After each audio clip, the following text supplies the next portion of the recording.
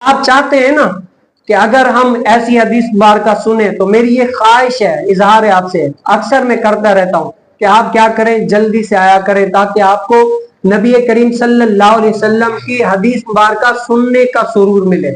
ابھی آپ نے نوٹ کیا ہوگا، ابھی جو آپ بیٹھے ہوئے نا، آپ کو ایک ایسی خوشبو محسوس ہو رہی ہوگی جو ابھی تک عطر میرے خیال میں کسی نے لگایا ہو، ایسی خوشبو مہک آ رہی ہوگی، آپ کہیں گے یار بہت خوشبو ہے، مجھے تو آ رہی ہے ابھی، کیا ہے ایسی خوشبو آ رہی ہوگی جو آپ کا دل کر رہا ہوگا بار بار آئے۔ کیوں؟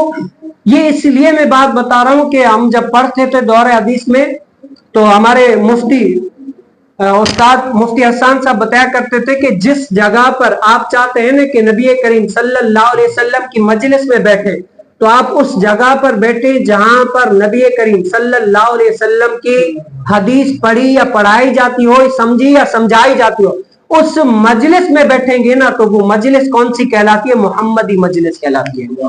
کون سی مجلس کہلاتی ہے؟ محمدی مجلس کہلاتی ہے۔ اور اس مجلس کے بارے میں نے شاید پچھلی جمعۃ مبارک میں بھی بتایا تھا، اب بھی میں بتا کر ختم کرتا ہوں۔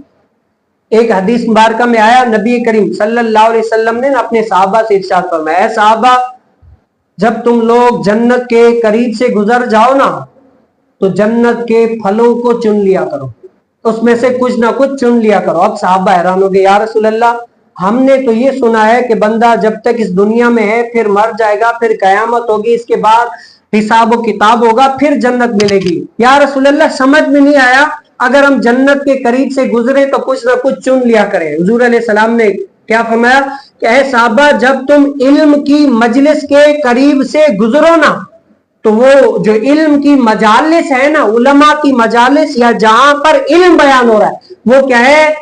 جنتی ہے۔ کیا ہے؟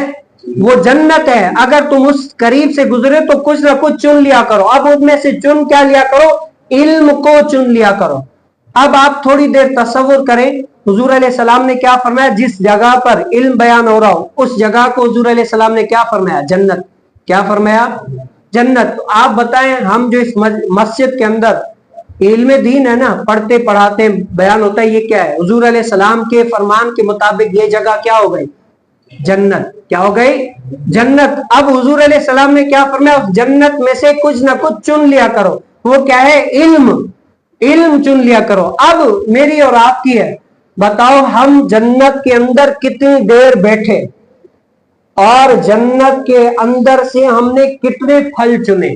یہ آپ کی اور میری ہے کہ میں نے کتنا جنت کے اندر بیٹھے اور کتنا پھل چنے ہیں، تو یہ اپنے اپنے نصیب کی بات ہے۔ تو آپ کیا ہے، کوشش یہ کیا کریں کہ اللہ تعالی کسی نہ کسی کو تو انشاءاللہ سمجھ میں آ جائے گی حضور علیہ السلام کا دین، اور کیا پتا کہ وہ بھی وقت کا بڑا کوئی عالم بنے یا کوئی دین کا اللہ تعالیٰ اس سے کام لے لے۔ یہ ضروری نہیں ہے کہ مولوی علماء صلاح یہی کام کریں گے، اللہ تعالیٰ ایک عام بندے سے ہی بڑا کام لے لیتا ہے۔